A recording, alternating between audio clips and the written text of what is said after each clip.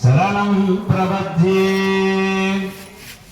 కాశ్యపాన్వయ సంధ్యాతం నారాయణ పదాశ్రితం శ్రీమన్నారాయణం వందే యతీశ్వర శ్రియాజుషం.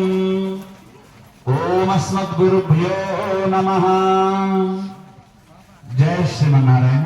జై శ్రీమన్నారాయణ. ముందుగా మహర్షి శ్రీ వెంకటదాస స్వామి వారికి నమస్సుమాంజలి తెలియజేసుకుంటూ పెద్దలైనటువంటి పండితులు కవిరత్న బిరుదాంకితులైనటువంటి శ్రీమాన్ వృషాద్రిపతి గారికి నమస్సుమాంజలి తెలియజేసుకుంటూ వేదికలు అలంకరించినటువంటి పెద్దలందరికీ నమస్సుమాంజలి తెలియజేసుకుంటూ ప్రియ భగవద్బంధువులారా, ధర్మో రక్షిత రక్షిత అని భగవద్గీతని ఆధారంగా చేసుకుని మన పూడివాడ గ్రామంలో చాలా విలక్షణమైనటువంటి రీతిలో భగవద్గీత యజ్ఞాన్ని నిర్వహించుకుంటూ ఉన్నాం. భగవద్గీత అంటే మన తలరాతను మార్చేటువంటి ఒక సుప్రసిద్ధమైనటువంటి గ్రంథము. శ్రీకృష్ణ పరమాత్మే ఇది బ్రహ్మ విద్యాయాం యోగశాస్త్రే ఉపనిషత్తు అని చెబుతున్నాడు. అంటే అన్ని విద్యల్లో గల బ్రహ్మ విద్య పరమార్థతత్వం కలిగినటువంటిది. అలాంటి బ్రహ్మ విద్యని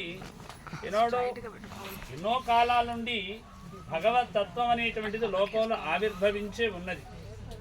కానీ 1000 ఏళ్ల క్రితం రామానుజాచార్య స్వామి వారు ఆ భగవంతుని యొక్క తత్వాన్ని, బ్రహ్మ విద్యని లోకమంతటకి కూడా వ్యాప్తి చేయాలని సర్వమానవాళి అంటే ఈ భూమి మీద పుట్టినటువంటి మానవుడికి ప్రతి ఒక్కడికి భగవంతుని ఆశ్రయించే అర్హత ఉన్నది అని చెప్పినటువంటి ఏకైకమైనటువంటి ఆచార్యులు భగవద్ రామానుజాచార్య స్వామి. ఉండేటువంటి వాళ్ళు చెప్పారు, కానీ అది కొందరికి మాత్రమే అది యోగ్యంగా ఉంది, అందరికీ యోగ్యంగా లేదు. అందరికీ యోగ్యంగా కావాలని రామానుజాచార్య స్వామి వారు ప్రయత్నం చేసి దాంట్లో ఆయన ఘనతను సాధించారు. ఘనతను సాధించి అందరినీ కూడా భగవంతుడి వైపు మరల్చారు. అంటే అంతకుముందు శంకరాచార్యుల వారు ఉన్నారు, అంతకుముందు అనేక మంది ఉన్నారు, కానీ వాళ్ళందరూ కూడా అందరినీ చేయలేకపోయారు. అన్ని జాతుల వాళ్ళని కూడా చేర్చలేకపోయారు భగవంతుడి వైపు.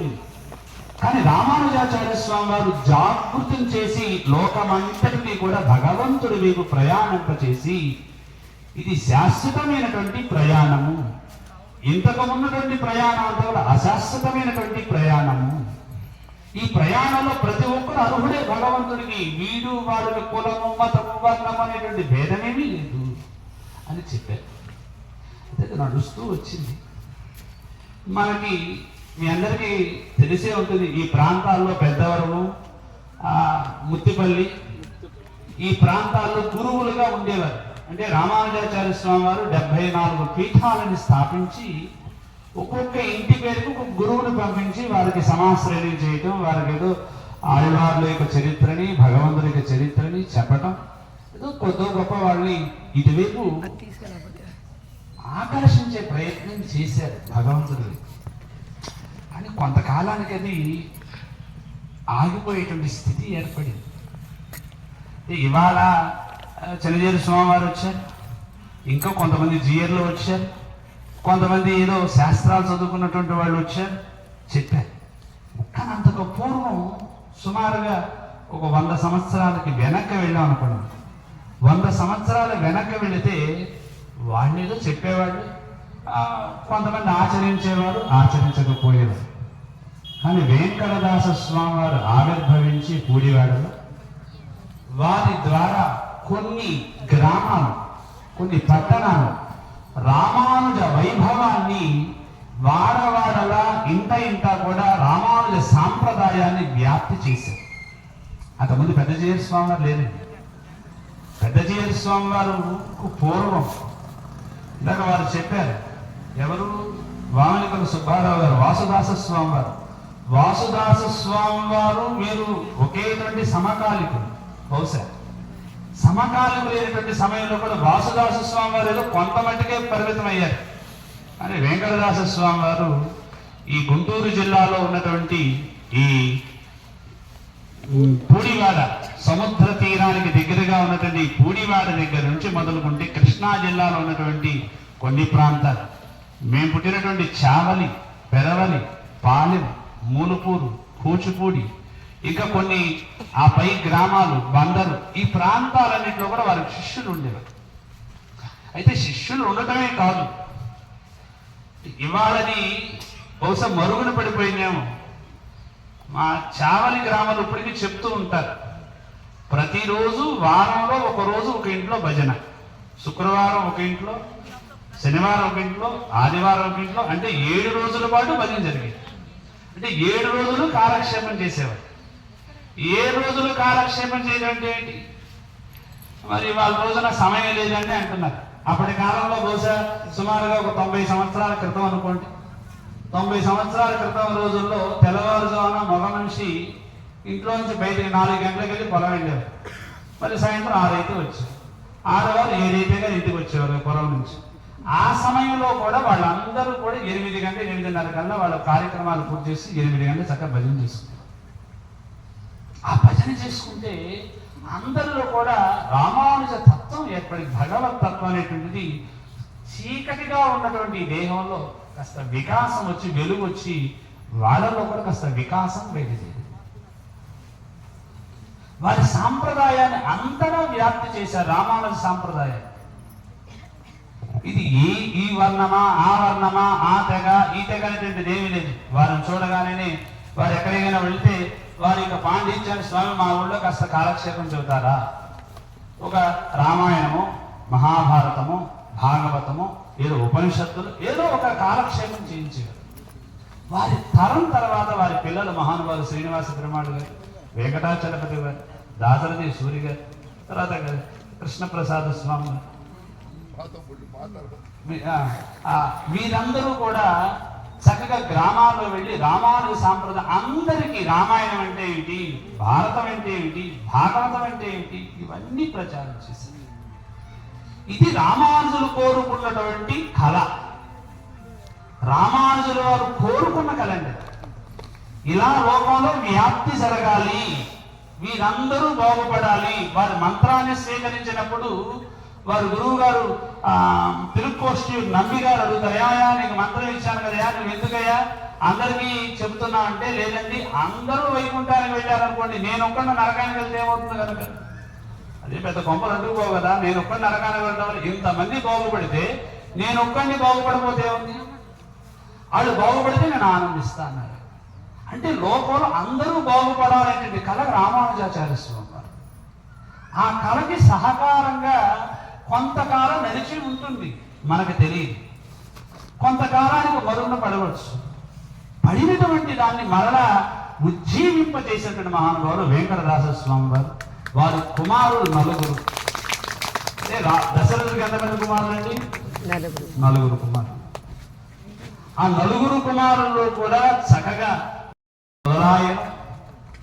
ఏర్ప, పెరే తిరువాయుడి, తిరువాయుడి, ఇలాగే మనకి 2 ఉంటాయండి. ఇంకా ఉపదేశ రత్నమాల, ఇరామానుష ఉత్తంద అనేటువంటి 2.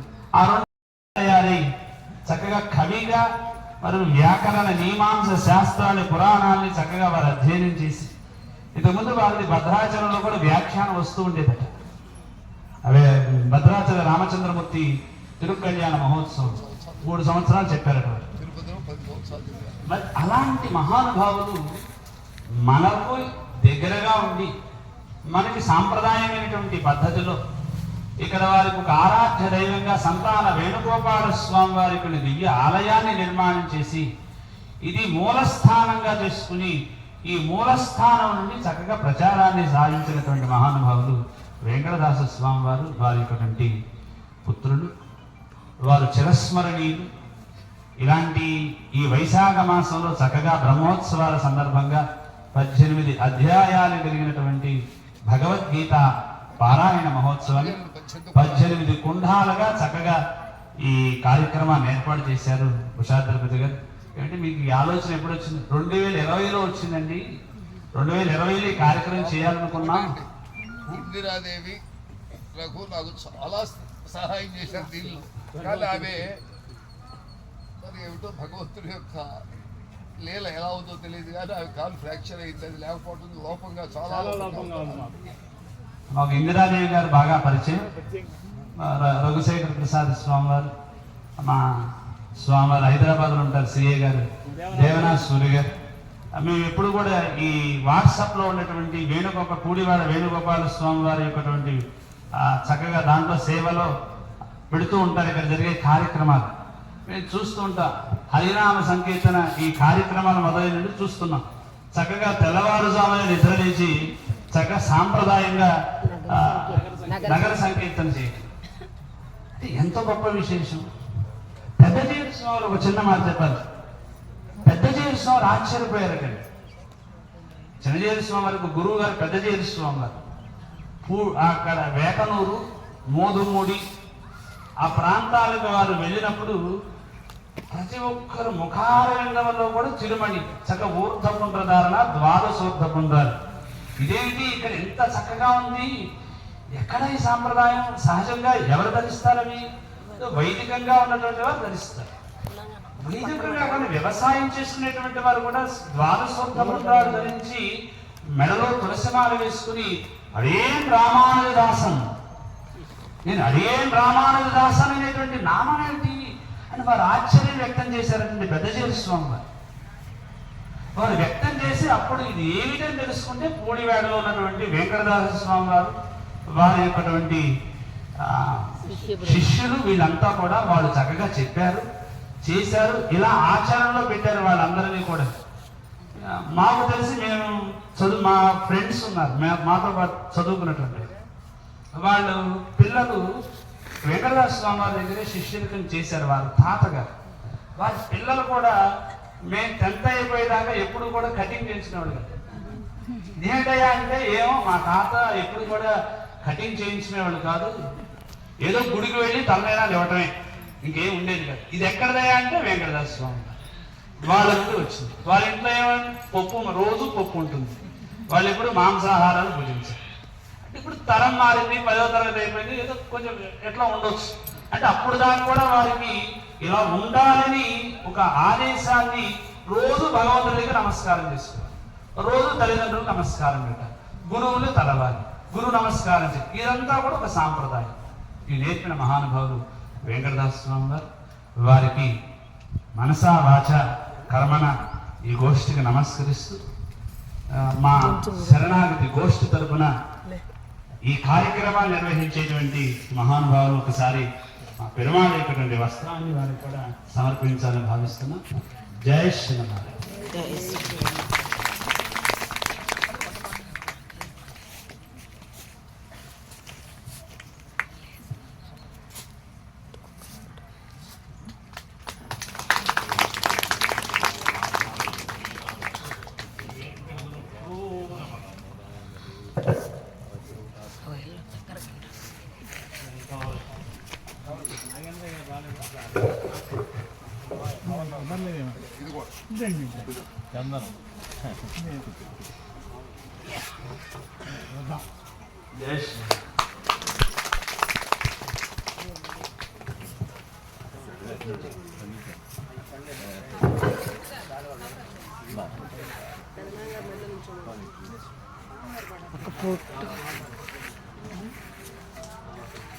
అక్క ఫోటో తీతురా.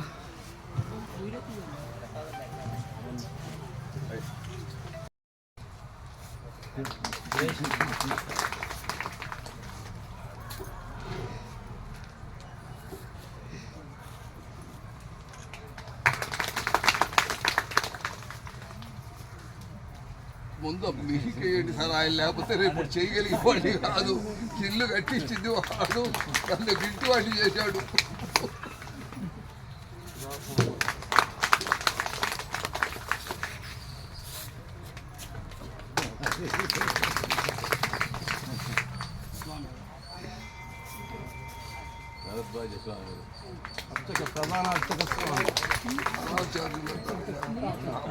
స్థానాచార్యులు